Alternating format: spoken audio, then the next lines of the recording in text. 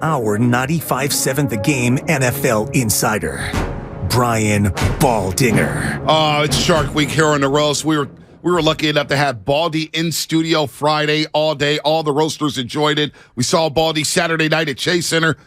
Of course, Brian Baldinger's on the floor with Stephen A. Smith, Stephen Curry. I think he got a couple three-point shots up at Chase Center before the Warriors rolled the Celtics. And then, of course, he made his way to Levi's Stadium to see the Niners dominate the Tampa Bay Buccaneers. And there's so much to get into. This defense flying around hitting people. Bosa doing what he does. Drake Greenlaw flying around making 15 tackles, coming up with an interception. How about Christian McCaffrey? We can't talk enough about him. But, of course, the guy who stole the show was Brock Purdy. And, Baldy, good morning to you. The first play of the game, to me, was a questionable penalty. He gets rocked. And I'm thinking, oh, boy, here we go. The kid gets up, goes against the blitz, and lights up the Buccaneers for 28 first-half points. I mean, wow, what a debut for Brock Purdy against the GOAT, Tom Brady. I was blown away. I'm sure you were in that booth at Levi's Stadium blown away as well. Well, first of all, guys, it was great. It was a great weekend. Started with you guys on Friday and getting a chance to see the Warriors just, put it on the Celtics like they did at the Chase Center in front of a packed house to watch Bonte do a post-game show. And then Sunday was the coup de grace. And you're right. I mean, Purdy got rocked by Keanu Neal in that first play. Didn't see him coming. Whose responsibility, I don't know. But he took a monster shot. And literally there was Trent Williams to pick him up off the ground like big brother picking up the little brother, and dusted himself off and then went and had himself a great day. They put up 28 points in the first half, and you can't find a mistake. You can't find a mistake in the first half. Wow. Maybe, the one errant throw that was intercepted, it was, nullified by a penalty. But other than that, it was a pretty flawless performance. And I don't know how anybody could expect or want anything more from a kid making his first start. What's transferable week to week? Because it feels like the pre-snap recognition. Now, you're going to get fooled at times. I'm not going to say, you're flawless. I mean, Brady's the smartest quarterback of all time. He gets fooled. But, like, the pre-snap recognition, the anticipation, the instincts of how to get the ball out to people, the moxie to throw at different arm slots, like, are those things transferable week to week?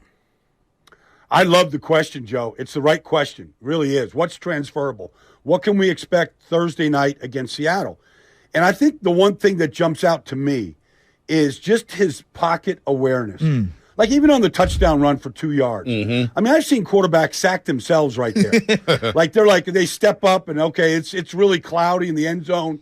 They got everything taken away, and they sack themselves. Like they panic. Not just panic. They just don't know how to move. I mean, they overstride. They step too far. They try to bail. Like his ability just to calmly, and that's one thing you see, his feet are always calm, regardless of the situation. He had to take some hits the other day. The hitch and throw to Ayuk, for the touchdown. I mean, he had to set that thing up, get the corner to bite. But he knew by really pumping it right there that he was probably going to take a hit, and he did. Right. He took a monster hit. But so the question to me, the point, Joe, to me is with your question, is I feel like he's really got great pocket awareness. And I don't know if you could teach that.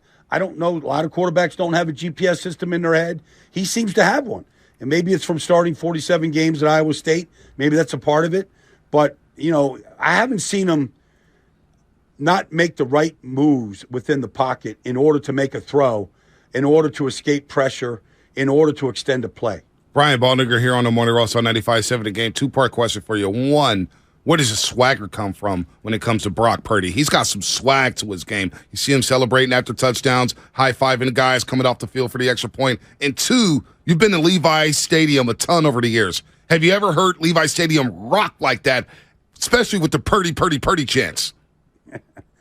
It's been a long time. I can't really recall a regular season game, be honest with you, Bonte, where it was like that, where people just were so excited. I mean, I felt like everybody out there going, I just want Purdy under my Christmas tree as my gift. I just want a quarterback who's competent, knows what he's doing, and can save our season from the injuries that they had from the first two quarterbacks.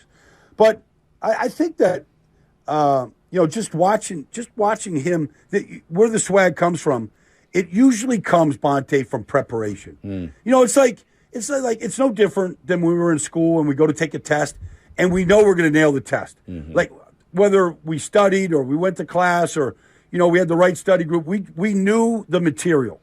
I think swag comes from knowing the material, knowing what you're going to get. I mean, the Bucks came with, the first third down, they came with a fire zone pressure, dropped an end, brought both inside linebackers. They max blitzed them. I mean, they tried, to knock him off the spot, to really rattle him. But, he knows where his safety, where his help is right now. He knows where to go with the ball. And that comes from preparation. Guys I talked to on the field Sunday said, Baldy, way before any of this happened. The guy was in his locker room, game day, practice, like with his laptop, with his notepad, and he's just grinding. He's just grinding the looks and where to go with the ball and what his options are, what the route tree is in this play. I think it comes from good preparation. Baldy, you've been watching the game for so long. It's hard for me to come up with a comp for him. Just even stylistically, size-wise, my dad and I were Flutie, kind of got a little Flutie in him, but Flutie had such a good arm. You're kind of nodding your head. I don't know. Who does he remind you of? It's so early, I'm sorry. It's no. I mean, look, everybody's trying to figure out, because I talked to Daniel Jeremiah yesterday. He's our, Daniel Jeremiah, his preparation for the draft is as good as anybody out there. Yeah. He's our guy at the NFL Network, and we were talking last night. I'm so how much work did you do on Brock Purdy? Because he didn't go to the Senior Bowl. He's in the East-West Shrine. He wasn't, any top-flight guy. Mm-hmm. And, he just seemed short. He seemed squatty. Athletically, didn't seem to have that much. Product of maybe a system at Iowa State. Breece Hall comes in, and it's kind of hand off to Breece, for 2 years, and he sets the conference on fire. But, college is college. I mean, it's a stepping stone. Is the arm strength elite? I mean, it's not Josh Allen's, but nobody's right. is. No. But he can he showed plenty of, arm, on the touchdown to McCaffrey, to Ayuk, getting the ball to Debo on the run. I don't know. It seems like it's enough. I don't know. He seems to know where everybody's at in the field, and that's if you take an IQ test. I wasn't very good at this. But spatial relations. Where is everybody? Take a picture, take a snapshot, close your eyes. Where is everybody? It seems like he can close his eyes and he knows where all five guys are. Yeah. I hate to say Jeff Garcia because they were just different players, but that frenetic playmaker kind of ability, the toughness, just so much about him. I like just letting them play it out, though, not comparative. We're so quick, Baldy, we were talking about this, and I was actually talking about this with Chris Mullen, Caleb Williams. Everybody's comparing him to Patrick Mahomes, and I'm thinking to myself, just let Caleb be Caleb. Well, I mean, let Caleb be Caleb. We're comparing him to one of the best quarterbacks we've ever seen. That's not fair to these kids, and I want to do that with Brock. Just let Brock be Brock. I think we're going to find out, maybe he has a different mold than everybody if we just do that. I understand, and it's not a rush, to try to make the comp or anything like that. It's what we do. You study a college kid, who's it remind you of? Yeah. Everybody wants to be compared to Mahomes now because he's the gold standard. Exactly. We don't see Tom Brady's coming out of college. So we don't see just pure pocket quarterbacks that just have that ability to beat you, before the snap. But that being said, look, we get a short week. We get to see what the preparation's like. Seattle's coming off a disappointing loss to Carolina. They've got some really talented defensive backs. I mean, this Tariq Woolen has got speed like nobody. I mean, he's Dion back there. Oof. Just guys, I call him the shadow because the only thing faster than Tariq Woolen is a shadow. He likes the nickname. He said, it's cool, Baldy, you go with it. But, the shadow out there, you throw it out there now, you better be pinpoint accurate with it because that guy can get to a ball in a hurry. Have you noticed any differences in Shanahan's play calling in general? Because we were kind of breaking it down. It felt like a lot of pre-snap motion, which was great to see. And I feel like Shanahan has been really on a run here with the offensive weaponry, whether that's McCaffrey or whatever. Have you noticed anything different in Purdy versus Jimmy, how they're setting up plays? Not really. I mean, look, you got the two deep shots for touchdowns to McCaffrey and to Ayuk. We know that those deep shots existed. He seems to have a good touch on it, to really know when to go to it. You don't have to take the shot. It's there. But you can always go underneath and, just take the safe play. He doesn't seem like he's willing just to take the safe play. Sometimes that's the right play. You don't want to take any of this out of him You just want to let him kind of really, honestly, just let him keep playing. If there's mistakes that he makes, let him like learn from the mistakes. Like I hear people say, well, you got to know when the play's over. All right, tell that to Mahomes. Tell Mahomes the play's over. Like, what would you take out of his game? Yeah. Like in order to win a Super Bowl, especially with this kid, you're going to have to be aggressive. You're going to have to take shots. Yep. And Alex Smith was here. Alex Smith was a really good quarterback, but he was a really safe quarterback. Like, he just wouldn't take the shot. He wouldn't throw it. Donovan McNabb was a really good quarterback. He wouldn't take the shots. He didn't want the interceptions. Like, sometimes you have to, like, you saw Mahomes the other day, he could have thrown a dish rag for a touchdown. It would have made a difference. Like, just put something in his hands, he's going to throw it. He also threw some interceptions. I want a guy that can play the game with no fear. Yeah. And not that you're going to be reckless and you're just going to throw into coverage and make dumb plays. But at the same time, if that deep shot to Ayuk is there, take it. If it's third down and you got to end up punting because of it or kick a field goal, take it. Like, take the shot. Because those are the shots that are going to win you big games. Brian Baldinger here on the Morning Roast on 95.7 The Game as we get ready for a hat and T-shirt game, Baldy. Hat and T-shirt game for the Niners possibly Thursday in Seattle. They could clinch the NFC West, and they could do it because this defense has basically given up 64 points in the last 6 games during a 6-game winning streak. They've given up 14 second-half points during the 6-game win streak. And we could talk about Drake Greenlaw all day. We could talk about Nick Bosa. But how impressive was Jimmy Ward's performance from the nickel? Because he made a complaint about not playing free, and I was like, man, what are we doing? Play him at free safety? But at the nickel spot, Brady looked for number one all day long, and Jimmy Ward, it felt like, held his own Sunday against the Bucs. I just remember the scout report on Jimmy Ward when he came out of college, small college, MAC school, all that stuff. I mean, he was literally the phrase at that time was he's a cover corner. Like, he can play safety, but he could cover. He could drop down and cover the slot. And that's what he's asked to do right now. I mean, K'Wan Williams did that for, the last 5 years or whatever. He was awesome at it. Can't pay everybody. So they let him walk. He's in, Denver right now, whatever. But, like, they need that position. And they've been down with corners from injuries. That's an important position in this league. It's an important position this weekend or on Thursday night when Tyler Lockett's in there. Yep. Like, they've got, if Lockett's in there, like, that guy's as good a route runner as there is in football. He's a dangerous player. He's got speed. He's got routes. He's got, great hands. I mean, that's an important position. And the defense wouldn't be number one in this league if you don't man that position the way the Niners are right now, because that can get exposed. And then you got to be tough. Like, you got to tackle in that position. Yeah. The greatest nickel corner I've ever seen in our time is Charles Woodson. And Charles went from corner to safety to nickel. And when he played nickel in Green Bay, nobody could block him. He made every single tackle. And then he was a beast, whether he was blitzing or in coverage with all these option routes. He's the best I've ever seen. But that's an important position right now. Wow. And the way Jimmy played it was really good. And I just got to tell you, like, I'm on the field before the game. Fred Warner's coming, sprinting from midfield to say hello to me. But really, it wasn't about me. It was about, I kind of gave Dre Greenlaw some love last week. Yeah. Right. Just because I feel like this is a Pro Bowl linebacker. Yep. Nobody's talking about him like a Pro Bowl. And he literally wanted to thank me for recognizing Dre Greenlaw. Wow. It's just all you need to know about Fred. It's about team. Like, Fred, in a lot of positions, especially against the Bucs when they're throwing it 50-plus times. Yeah. Like, Fred's job is to take the tight end away. It's to take the middle of the field away. But somebody else has got to do the dirty work. The checkdowns, the draws, and there's Fred cleaning up. And so people say, well, Fred had 15 tackles. I mean, Dre had 15 tackles. Fred had – it's how they're playing. Yeah. And really the delineation of duties. So Fred's got a job to do. He's got the tight end. He's got the seam. He's got Godwin down the middle of the field. But here's Greenlaw. And Fred knows he can do that because Greenlaw's not going to miss a tackle. He's going to be the cleanup guy. And that's what he was on Sunday. Like, literally every single check down, he tackled the catch. They didn't make one single yard after the catch against Greenlaw. It's just, I'm looking at this defense, and you say they're the number one defense. Are they, for your money, are they the number one defense in the league if you were power ranking them, Baldy? Well, I'd like to see him against Kansas City again. I don't know if we do, Baldy. Yeah, I'm good off that matchup.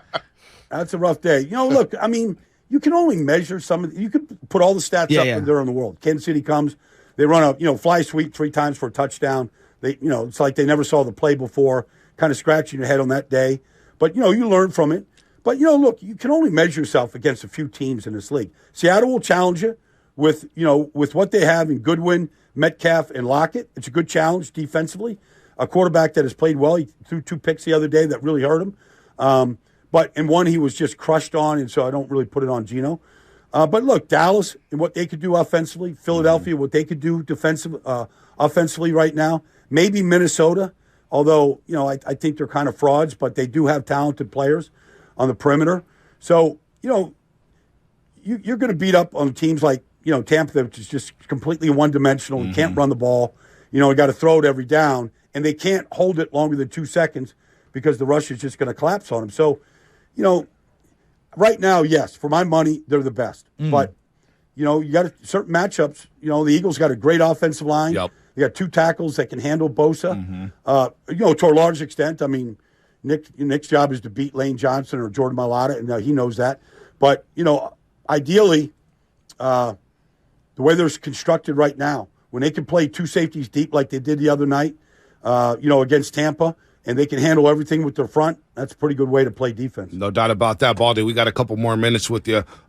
Look, Shanahan's done a great job, but I want to talk about another coach who left this world last night, Mike Leach. I know you covered a lot of Big 12 football when he was down there at Texas Tech, Wazoo, the air raid system down in Mississippi State. You covered Mississippi State earlier this season. Any stories with Mike Leach? Because he was definitely a colorful character, has some great quotes in the past. Unfortunately, we lost him last night at the age of 61. Way too soon. Usually when you talk to Mike, I posted a picture. He had a cup of coffee in his hand. I don't think I ever talked to Mike Leach without him having a cup of coffee in his hand. But, he could really wax on about anything. But I'll never forget, I did a Cotton Bowl game for Fox. It was Arkansas and Texas Tech. So, so we're around Mike all week long. So, we're in the lobby of a hotel, and he's there with his wife. He's got a cup of coffee in his hand, so I just go up and start shooting a breeze with him. So, he's like, the way Mike can go, he's like, Baldy, I always wanted to run an offense without a playbook. And I went, well, huh? He goes, yeah, just think about it. Like, the defense would never know what you're going to do. They wouldn't have any tendencies. They wouldn't have any book on what you might do on any down or distance. I go, that's great, Mike, but none of your players do either. Like, what is the offense going to do? He goes, well, the offense can just create. But the defense is really going to be in a bind. I go, Mike, I tell you what, you do that. You play a game, all right? Let's do a game with no playbook. And let me just watch it. Let me just see if the offense or defense wins. But that's kind of how his mind was. Like, it was so unconventional. Right. And, you talk about guys like, Minshew and some of the quarterbacks that played up there at Wazoo, or even right now, at Mississippi State. They'll tell you, like, the offensive meetings, the quarterback meetings, like, it really had nothing to do with the game plan or with football. It had to do with everything else. Like, he wanted guys to be able to think through problems, think through issues, wanted you to plug your brain in and come up with solutions. Like, I can't just coach everything. I can't give you everything. Some of the things you're going to have to learn on your own. And so he wanted the mind to expand. And it's really, just great wisdom anytime you're around Mike.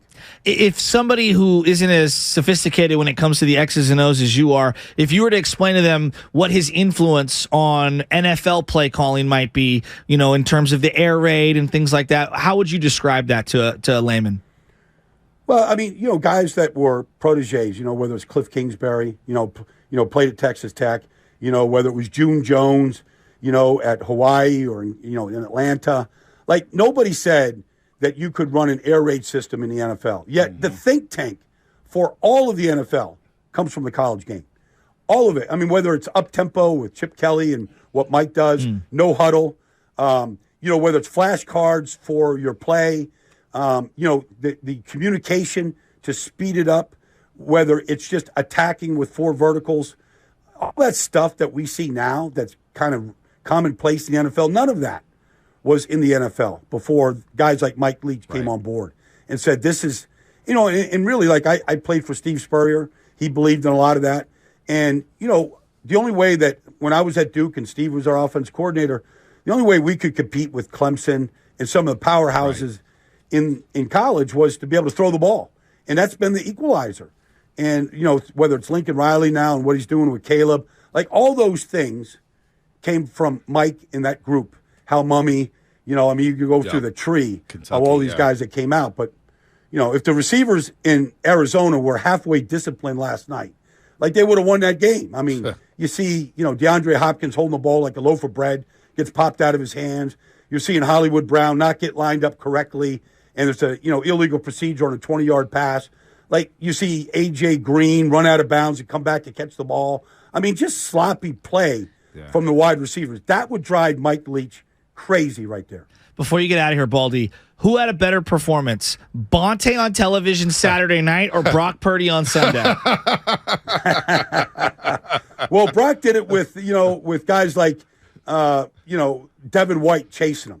So, I didn't see anybody chasing Bonte in the studio. They just had to celebrate, the bash, just Steph Curry and Clay, like, putting it up on the Celtics. That was pretty easy. I'd say I'd give it to Brock for what he did on that field. I give it to Brock too, Baldy. Where are you at this weekend before we let you go? I'm going down the road to the Chargers. They look healthy right now. They play Tennessee. So we'll see the Justin Herbert show. Not many guys can throw a football the way Justin Herbert can throw it. And they're healthy. They beat up on the Dolphins on Sunday Night Football. Tennessee with a disappointing loss to the Jacksonville Jaguars. Baldy, we can't wait for you to come back out to the West Coast. Hopefully your whole playoff game is coming to Santa Clara. We get you back out here and get you in studio. Baldy, you're the best, man. Thanks, guys. You bet.